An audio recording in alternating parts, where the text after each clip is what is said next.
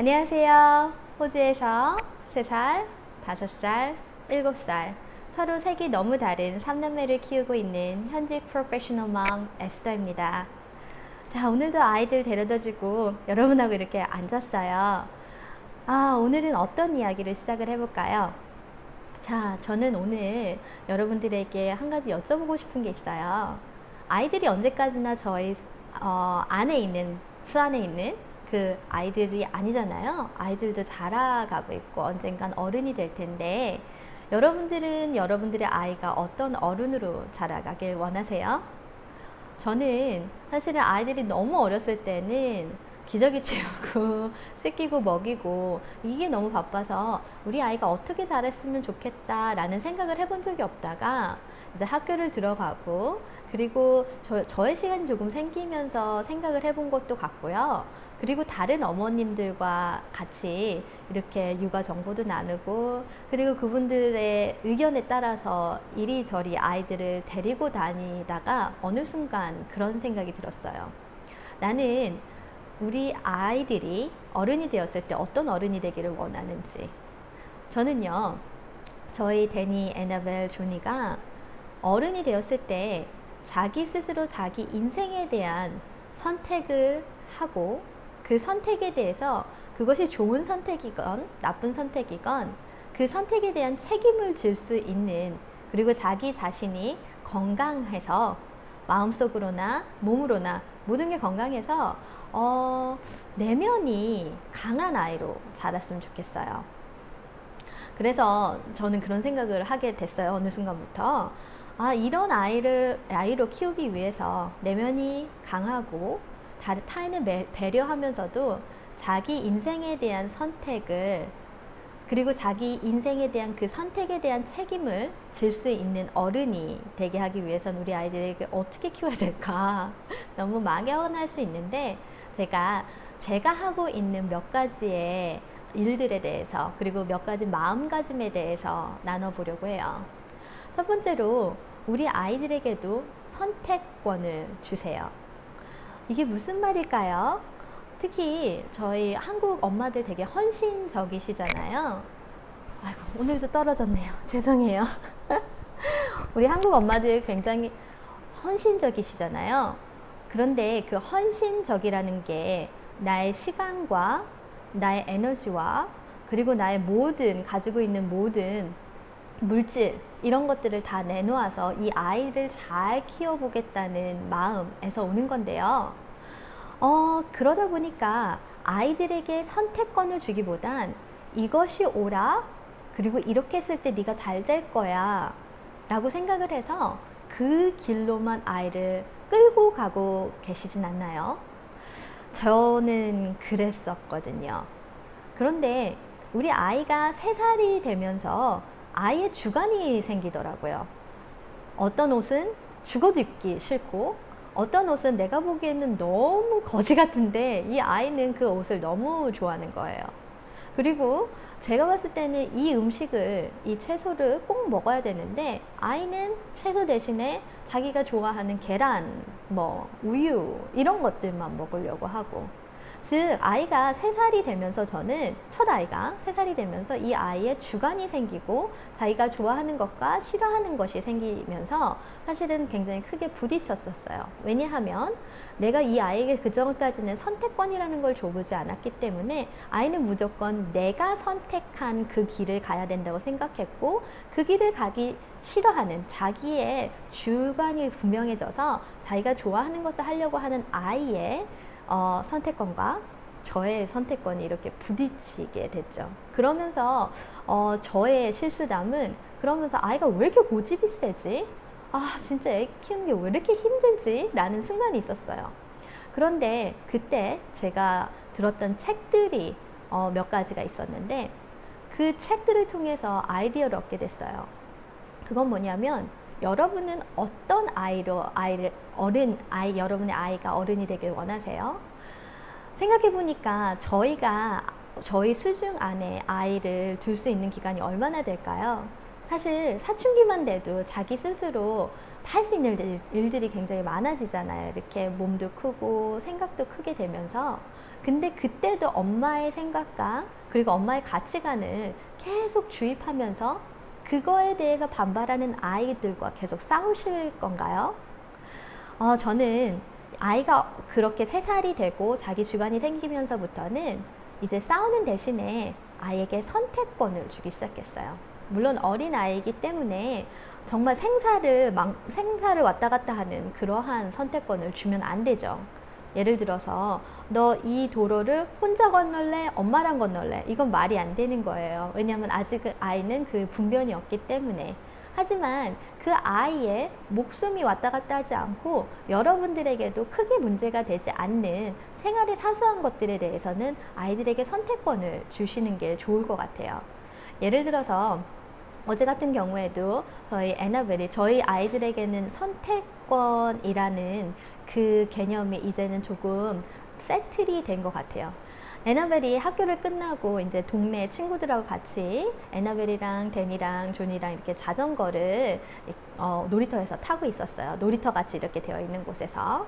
근데 애나벨이 신발을 안 신고 자전거를 타더라고요. 이게 아스팔트처럼 이렇게 되어 있는데, 근데 애나벨의 발을 보면 상처가 많이 나 있어요. 왜냐하면 아이가 신발을 신는 걸 굉장히 싫어하거든요. 근데 발톱이 며칠 전까지만 해도 발가락이 까지고 그리고 발톱이 떨어지고 이래갖고 제가 상처에 연고를 발라준 기억이 있기 때문에 제가 애나벨을 보고 제 마음속에는 애나벨 들어가서 신발 신어 이렇게 이야기하고 싶었거든요. 너 신발 안 신으면 또 다치고 그러면 또 울고불고 아프다고 할 거고, 그러면 너 신발 안 신을 거면은 너 놀지 못해, 자전거 못 타, 이렇게 하고 싶었었어요. 그런데 아이들에게 그 선택권을 한번 줘보세요. 예컨대 애나벨, 너한테 2가지 선택권이 있어.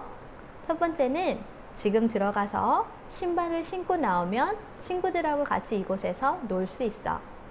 2번째는 애나벨이 신발을 신지 않으면 애나벨은 지금 집에 들어가서 네가 하고 싶은 놀이를 집 안에서 하도록 해.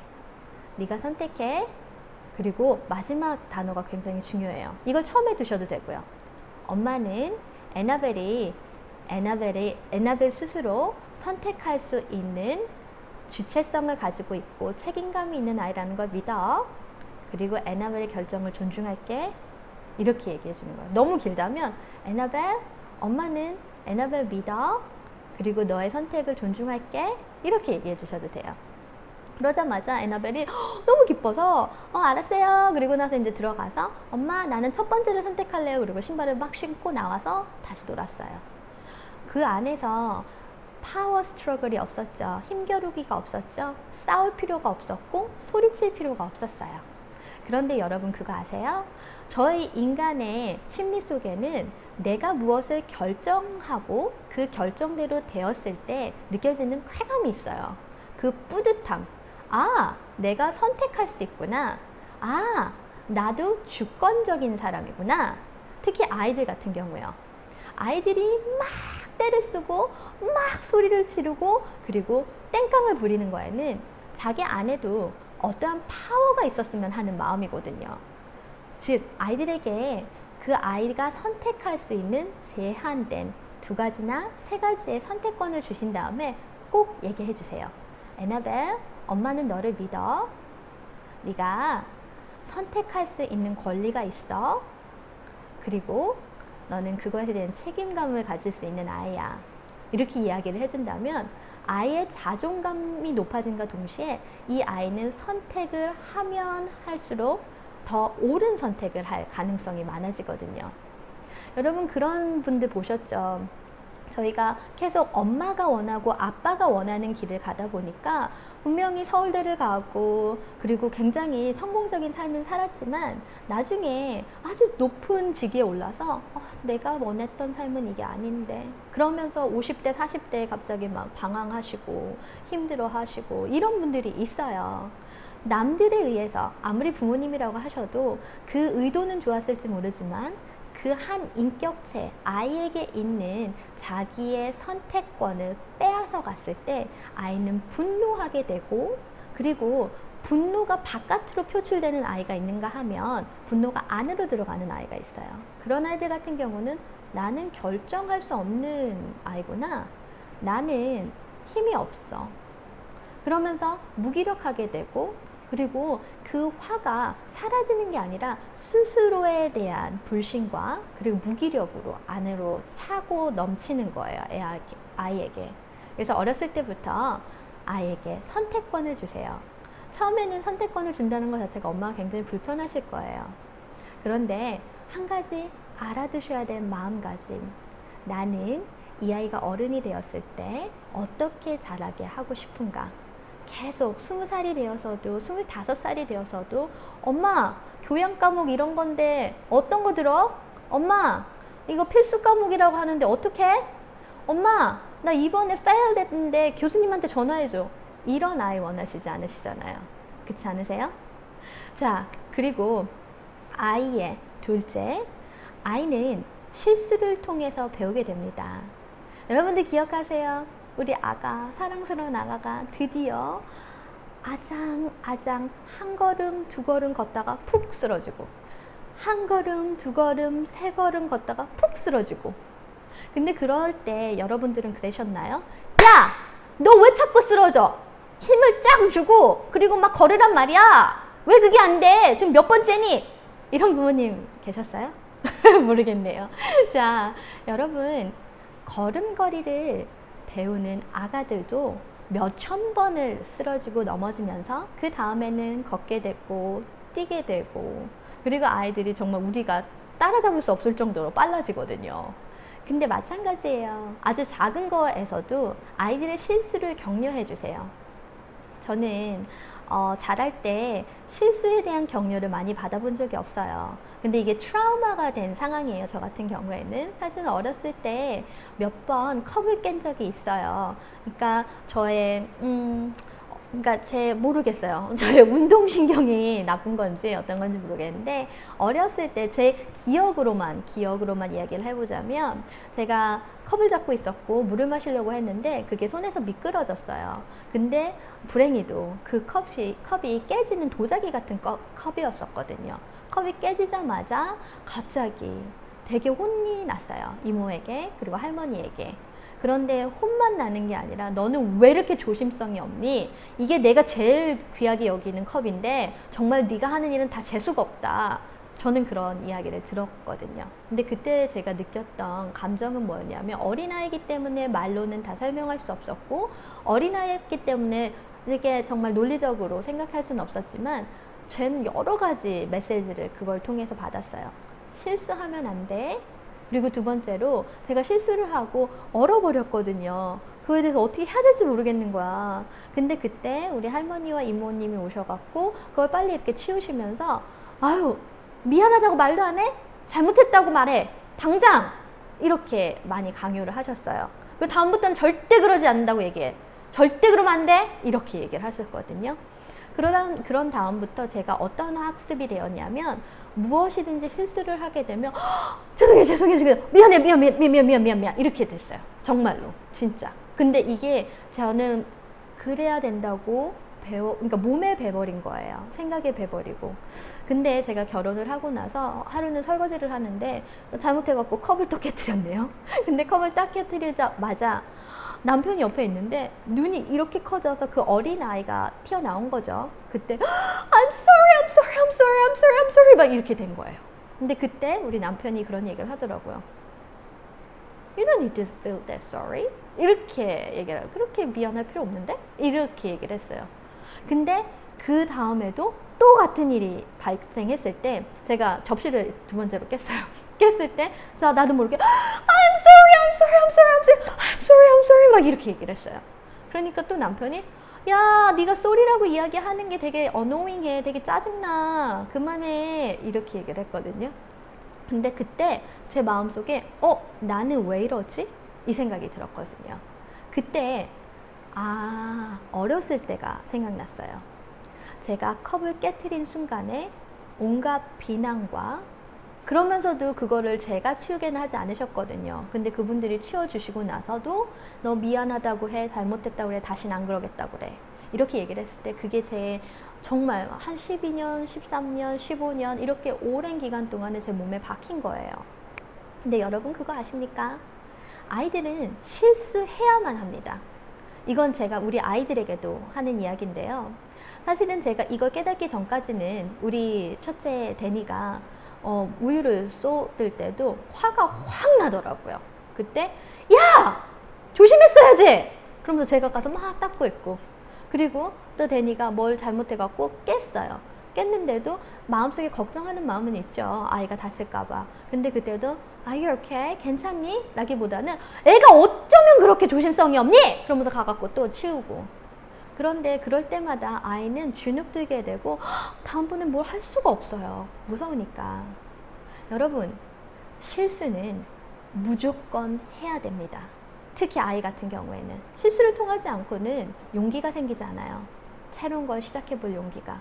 실수를 통하지 않고서는 자기가 어떤 것이 옳고 어떤 것이 그른지 스스로 판단할 수가 없어요. 실수를 하지 않고는 아이는 자라날 수가 없습니다. 그래서 아이가 혹시 밀크를 쏟았다, 우유를 쏟았다, 실수를 했을 때 물론 내가 그걸 해야 된다고 생각을 할 때는 굉장히 답답하고 힘들 수 있어요. 나 애도 셋인데 얘는 똥기저귀 갈아줘야 되고 쟤는 뭘 먹여야 되는데 지금 첫째까지 이렇게 우유를 쏟아서 내가 또 우유까지 닦아야 돼? 좀 전에 청소했는데 이 생각을 하면 짜증이 나죠. 근데 그땐 그 실수를 그대로 격려해 주시되 이렇게요. 잘했어. 실수하면서 배우는 거야. 하지만 엄마가 걸레를 갖다 줄 테니까 데니가 이 우유를 한번 닦아볼까? 그리고 다 닦기 힘들면 엄마가 도와줄게. 그리고 아이에게 그 실수에 대한 책임은 스스로가 질 수 있도록 해주세요. 제가 그렇게 변한 다음에 우리 아이가, 특히 첫째가 눈치를 보는 성향이 있어요. 둘째는 막 하고 싶은 거 다 해야 돼. 굉장히 자기 스스로의 will파워가 강한 아이인데, 첫째 같은 경우에는 엄마의 눈치를 보고 엄마가 어떻게 이야기하느냐에 따라서 움직이고 엄마를 기쁘게 해주고 싶고 그런 마음이 강한 아이예요. 그러다 보니까 우리 첫째는 어느 순간부터 이렇게 막 몸을 빼고 하지 않으려고 하고, 사람들이 있는 곳에서도 이렇게 내 눈치를 보고 내가 이야기를 하면 아이가 이야기를 하고 그런 걸 보았거든요. 근데 그 실수를 인정하고, 데니야 괜찮아, 실수하면서 크는 거야, 넌 꼭 실수해야 돼. 그리고 나서 걸레를 갖다 주면서, 그런데 이 실수에 대해, 그러니까 이 엎질러진 우유는 네가 닦아줄래? 다 닦기 힘들면 엄마한테 얘기해. 그럼 엄마가 도와줄게. 이렇게 한 다음엔 제 마음도 편해지고, 왜냐하면 내가 스스로 모든 걸 아이의 메스를, 아이의 프로블럼을, 아이의 문제를 해결해야 되지 않아도 되니까요. 그런가 동시에 아이는 실수해도 괜찮네, 실수해도 안전하네, 그럼 다음번에 또 이것도 다른 것도 해봐야겠다. 실수해도 나는 혼나지 않으니까. 그런데 실수 후에 생기는 그 결과물에 대해서는 어머님들이 그 결과물에 책임질 수 있는 아이로. 그래서 아이가 이제는 우유나 주스나 물이나 없고 나서는 이제는 눈치도 안 봐요. 애들이 그냥 화장실 가갖고 걸레 들고 와서 자기네들이 닦아요. 근데 이제 닦을 때 완벽하지 않으니까 갔다가 이렇게 보면은 이렇게 조금씩 남아있는 게 있는 거예요. 그래서 뭐 엎질렀었어? 그럼 애들이 엄마 그거 엎질렀는데 제가 닦았어요. 그리고 이렇게 많은 거예요. 같은 상황이거든요. 자, 이제 제가 오늘 나눠드렸던 거, 첫 번째, 아이에게도 선택권을 주세요. 하지만 어린아이 같은 경우에는 삶과 죽음이 왔다 갔다 하는 그러한 선택권이 아니라 일상 속에서 어떤 옷을 입을래? 옷도 두 개에서 세 개를 골라 놓으세요. 특히 옷에 대해서 굉장히 막 짜증내고 피키한 아이들이 있죠. 그런 아이들 같은 경우는 세 개를 골라 놓고, 자, 우리 데니가 골라요. 엄마는 우리 데니가 좋은 선택을 할 수 있는 아이라는 걸 믿어요. 그리고 그 선택에 대해 책임을 질 수 있는 아이예요. 이렇게 얘기를 하고 고르세요. 이렇게. 그리고 두 번째로 그 선택권을 주셨을 때 두 가지, 세 가지의 선택권이 모두 어머니에게 괜찮으셔야 돼요. 어떤 선택을 아이가 했을 때 어머니 마음속에 힘듦과 어려움이 생긴다면 그 선택권을 주시지 마시고, 어머님이 이 아이가 이걸 선택해도 괜찮은 거. 예컨대 저 같은 경우에는 에나벨이 어저께 자기가 나와서 신발을 신고 다른 아이들과 노는 것도 괜찮았고요. 그리고 만약에 에나벨이가 두 번째 선택을 해서 방에 들어가서, 집에 들어가서 신발을 안 신고 자기 혼자 노는 것도 괜찮았었거든요. 그렇게 어머니 마음속에 두 개의, 세 개의 초이스가 모두 어렵지 않은, 어머니 마음을 어렵게 하지 않는 선택권을 주세요. 그리고 세 번째로는 아이가 잘못된 선택을 할지라도, 실수를 할지라도 그 부분에 대해서 너무 두려워하지 마시고 오히려 아이를 복돋아주고 격려해 주시고, 대신 잘못된 선택을 했을 때 내지는 그 아이의 실수에 대해서 스스로 책임질 수 있도록, 그 책임감이 있는 아이로 키울 수 있도록 책임은 아이가 지게 도와주세요. 그리고 그 책임이 너무 커 보인다, 아이가 막 그 책임 때문에 막 너무 힘들어해. 그땐 먼저 해보고 너무 힘들면 엄마한테 말해. 엄마가 도와줄게. 그리고 도와주세요. 그러면 어머님 스스로 안에 있는 스트레스 레벨도 떨어지실 거고요. 그리고 두 번째로 아이들 스스로도 내가 실수해도 괜찮구나, 실수한 후에 생기는 문제에 대해서도 내가 스스로 해결할 수도 있네 라고 생각할 수 있거든요. 우리는 어린아이라고 생각하지만 그 어린아이 안에서도 자기 스스로에 대한 선택권, 그리고 그 선택을 올바르게 했을 때 자기가 느껴지는 그 뿌듯함, 이런 것도 있잖아요. 그리고 올바른 선택을 하지 않았을 때 갖게 되는 결과에 대한 책임, 이 모든 것들을 어린아이 시절 때부터 같이 교육해 나가는 거는 굉장히 중요한 것 같아요. 오늘도 저랑 같이 저와 같이 이야기를 들어주시고 그리고 같이 동참해 주셔서 감사합니다. 자, 그리고 다음번에 또 봬요. 내일 또 봬요. 감사합니다.